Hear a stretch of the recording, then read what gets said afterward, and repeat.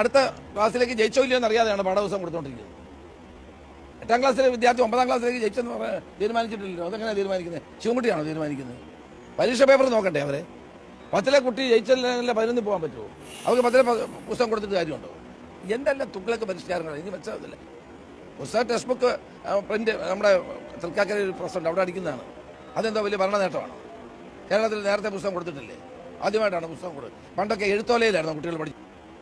സത്യത്തിൽ Ramesh ചെന്നിത്തലയ്ക്കും V D സതീശനുമൊക്കെ അധികാരം കിട്ടില്ല എന്ന് മനസ്സിലായപ്പോൾ ആകെ നിയന്ത്രണം പോയിരിക്കുകയാണ്. അദ്ദേഹം ചോദിക്കുകയാണ്, ഇപ്പോൾ പണ്ട് കുട്ടികളെല്ലാം എഴുത്തോലയിലാണോ പഠിച്ചുകൊണ്ടിരുന്നത്? പണ്ടും പുസ്തകങ്ങൾ അടിച്ചു കൊടുത്തിരുന്നില്ലേ എന്ന്. അബ്ദുൾ റബ്ബ് വിദ്യാഭ്യാസ മന്ത്രിയായിരുന്ന ഒരു കാലഘട്ടം ഉണ്ടായിരുന്നു. അന്ന് പുസ്തകങ്ങളൊന്നും സമയത്ത് കൊടുത്തിരുന്നില്ല. ന്യായീകരണമായി അദ്ദേഹം പറഞ്ഞിരുന്നത് ഓണം നേരത്തെ വന്നതാണെന്നാണ്. പുസ്തകം അടിച്ചു കൊടുക്കുന്ന ഭരണ നേട്ടമാണോ എന്നാണ് ചോദിക്കുന്നത്. പുസ്തകം അടിച്ചു കൊടുക്കുന്ന നിങ്ങളുടെ കാലത്ത് പുസ്തകം അടിച്ചു കൊടുക്കാതിരുന്നത് ഭരണവീഴ്ചയാണ് എങ്കിൽ പുസ്തകം കൃത്യമായി അടിച്ചു കൊടുക്കുന്നത് ഭരണ നേട്ടം തന്നെയാണ്. വിദ്യാഭ്യാസ മന്ത്രി അത് ശ്രദ്ധിച്ചില്ലെങ്കിൽ അബ്ദുൾ റബ്ബിന്റെ കാലത്തെ പോലെ തന്നെ പുസ്തകം സമയത്ത് കൊടുക്കാതെ വരും. അപ്പോൾ അത് ഭരണ നേട്ടം തന്നെയാണ്. പിന്നെ അദ്ദേഹം പറയുന്നത് കുട്ടികളുടെ റിസൾട്ട് വന്നില്ല, അതിനു മുമ്പ് എങ്ങനെയാണ് പുസ്തകം കൊടുക്കാൻ കഴിയുന്നതെന്നാണ്.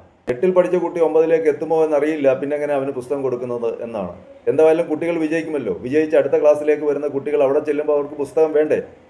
മാത്രമല്ല നിങ്ങളുടെ കാലഘട്ടം പോലെയല്ല. ഇപ്പോൾ വിദ്യാഭ്യാസ രംഗം വളരെയധികം മുന്നേറിയിട്ടുണ്ട്. അതിൻ്റെ ഭാഗമായി കുട്ടികൾ വിജയിച്ച് തന്നെ വരും. അങ്ങനെ വിജയിച്ച് അടുത്ത ക്ലാസ്സിലേക്ക് വരുന്ന കുട്ടികൾക്ക് പുസ്തകം വേണം. അവർക്കാണ് പുസ്തകം കൊടുക്കുന്നത്. കേന്ദ്രമന്ത്രിയായിരുന്ന ഒരാളാണ്, കേരളത്തിൻ്റെ മന്ത്രിയായിരുന്ന ഒരാളാണ്. ഇദ്ദേഹം എങ്ങനെ ഏത് കാഴ്ചപ്പാട് വെച്ചാണ് ഈ രാജ്യത്തെ ഇത്ര നാൾ നയിച്ചിരുന്നതെന്ന് മനസ്സിലാകുന്നത്. ഇതേ കാഴ്ചപ്പാടായിരിക്കും ഭരണം കിട്ടിയാൽ ഇവരുടെയൊക്കെ ഭാഗമായിട്ട് ഉണ്ടാകാൻ പോകുന്നത്. ജനങ്ങൾ കരുതിയിരുന്നാൽ നല്ലത്.